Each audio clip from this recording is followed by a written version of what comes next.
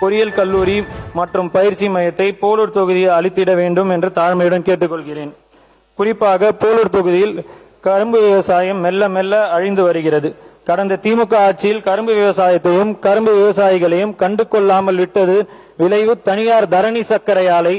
கோடிக்கணக்கான கரும்பு விவசாயிகளின் பணம் நிலுவையில் இருக்கிறது.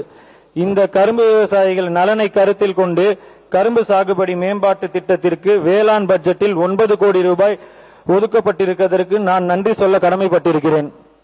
அதேபோல் இயற்கை விவசாயத்தை ஊக்குவிக்க ஏக்கருக்கு 4000 ரூபாய் சிறப்பு ஊக்கத்தொகை, இலவச மின்சார திட்டத்திற்கு 7432 கோடி நிதி ஒதுக்கீடு, வெற்றி இல்லத்தரசி வீட்டு தோட்டம் திட்டம் என விவசாயிகளுக்கான திட்டங்களை தீட்டி தளபதி அடுத்த பிறவியில்தான் ஒரு விவசாயிக்கு பிறக்க வேண்டும் என்று சொன்னார்.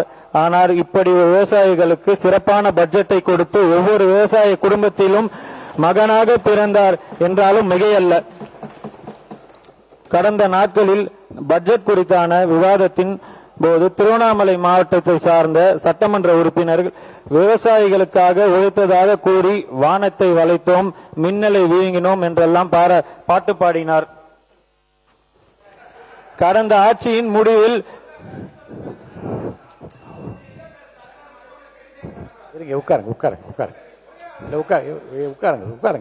உங்களுக்கு சேர்த்து நான் சொல்றேன். உட்காருங்க.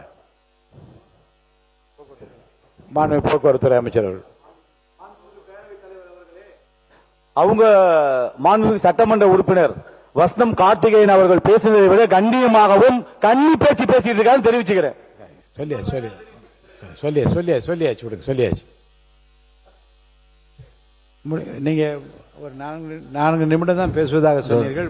11 நிமிடம் ஆகிவிட்டு முடிங்க.